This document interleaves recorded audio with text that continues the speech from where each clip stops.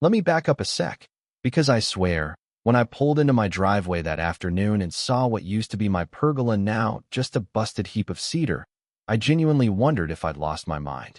My brain couldn't catch up. There was my same sad driveway, same dented mailbox, that old hydrangea bush by the porch, but the 48 square feet of what I'd sweated over last spring? Gone. Wrecked like it never mattered. I just stood there, keys dangling in my hand, feeling this numb sort of shock, until Jerry, my neighbor from across the street, the guy who always smells like motor oil, and regret, shuffled over, holding a can of paint thinner like some prop in a tragedy. "Darren," he said, his eyes bouncing between the ruins and my face. "They came this morning. Big truck. 2 guys with clipboards. HOA business. Said your pergola violated some rule." I remember blinking, just once, hard. "You watched them do it?" I asked. He looked so guilty, I almost felt sorry for him. "They wouldn't listen. Said it was authorized." "I tried, man. Wilma sent them." Wilma Hargrave. If Pleasant Hills had a queen bee, it was her. Mid-50s, always with a visor, always with a clipboard, and always convinced she was saving the neighborhood from itself. The kind of woman who'd knock on your door at sunrise to point out your garbage bin is 6 inches off the curb. She ran the HOA like it was her own personal fiefdom. I didn't even pause to think. I stormed down the sidewalk to Wilma's house, my heart hammering in my chest, half expecting the ground to crack open and swallow me. She greeted me in her tennis skirt and pastel polo, her face stretched into a smile I wouldn't trust with a coupon, let alone my property. "Oh, Darren," she sang out, "fake. Sweet. I warned you. Unapproved structures, you know the rules." I told her flat out. "You bulldozed my property." She folded her arms. "You ignored 3 notices. It was a visibility issue for the community." I wanted to yell. I almost did. But I caught myself, because here's what Wilma didn't know. Just last week, the property management company that oversees our HOA had been bought out, and I had just been hired as their new regional manager. Meaning, as of 2 days ago, I was the guy reviewing every single HOA's records, including hers. So I just smiled at her. "You're right, Wilma. You don't make the rules." She looked confused, so I just let it hang there and walked away. Back at my house, I snapped photos of the damage, filed a report, then spent the next few hours deep diving into the HOA's online logs. Took me maybe 20 minutes to realize Wilma wasn't just power tripping. She was straight up skimming, finding residents for things that weren't even violations, taking payments through her own Venmo account. That's not just unethical, that's criminal. By sunset, I had a thick folder, screenshots, complaint letters, photos, resident testimonials. And I had a plan. Next morning, I showed up to the HOA board meeting at the community center, a beige box with flickering lights and the sort of sadness you can't mop up. Wilma arrived last, lemon squares in tow, acting like she was hosting a bake sale, not running a regime.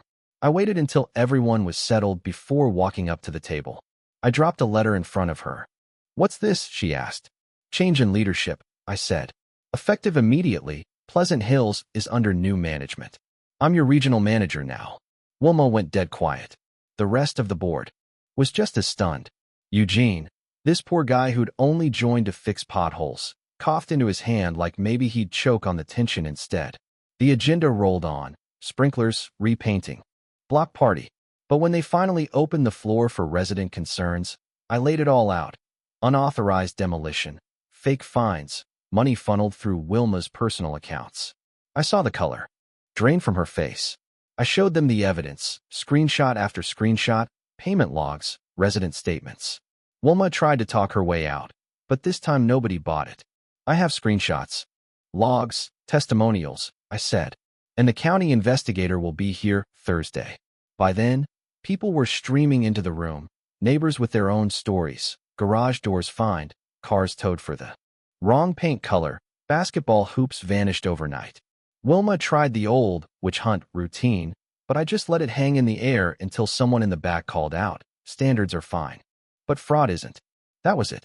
I froze all financial activity pending a third-party audit, put enforcement on hold, and told Wilma point blank, "You initialed the transfer contract last week. You don't have a say anymore." She looked like she might dissolve right there. I rebuilt the pergola, with HOA funds this time, permits and all. Neighbors stopped by to help. Wilma sent me a threatening note. Insubordination will not be tolerated. But I sent that to legal. Then the real twist hit. Because tucked in Wilma's files was a grant application for $5,000 in nonprofit funds for landscaping that never happened.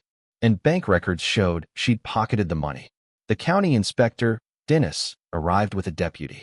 They found false invoices, a fake shell company Wilma used to siphon HOA money. Tens of thousands labeled urgent maintenance, but with no receipts, all routed to a P.O. box she rented herself. The investigation exploded. Subpoenas landed. 5 board members resigned on the spot. Meredith, a retired principal who could silence a gymnasium, took the reins. That night, the room was packed for an emergency meeting. People brought popcorn. I laid out the slideshow, dates, fake vendors, payments. Wilma tried to defend herself. You think garbage can store themselves? You think I liked being the bad guy? But it was too late. Resident after resident spoke up. A nurse fined for scrubs, a dad for his kid's hoop, a vet for his flag. Every hand but Wilma's went up to suspend her. When she tried to storm out, Deputy Romero stepped in her path. You're not under arrest yet, but the DA wants a word. 2 weeks later, Wilma was hit with charges: fraud, embezzlement, tax crimes. Training on ethics and transparency became mandatory for every HOA in the region, taught by yours truly. Pleasant Hills was finally free. No more flyers on doors, no more morning patrols, just neighbors talking, planting, fixing mailboxes together. Justice didn't just rebuild my pergola, it rebuilt the whole community. But you know how it goes, right? Just when you think the story's over, the past crawls out of the woodwork. Turns out Wilma and her old treasurer, Douglas, had cooked up another shell company, and the contractor they stiffed last fall, Archer Pena, gone, missing since the job. The DA called in a forensic team. They found shredded docs, burner phones, threats against anyone who pushed back. Douglas was picked up at his lakeside hideout. Wilma tried to flush her phone, broke the toilet, got arrested anyway. News trucks camped on our street. Archer's truck was found, but no sign of him. The vibe in Pleasant Hills changed again, more somber this time. We made a memorial garden for Archer. Meredith took over as president. We rewrote the charter, brought transparency, gave everyone a voice. And at the end of it all, the new pergola stood, bigger and brighter, with a plaque for those who'd been silenced and those who stood up. Meredith handed me Archer's original garden sketch. We're building it, she said. Paint a grove.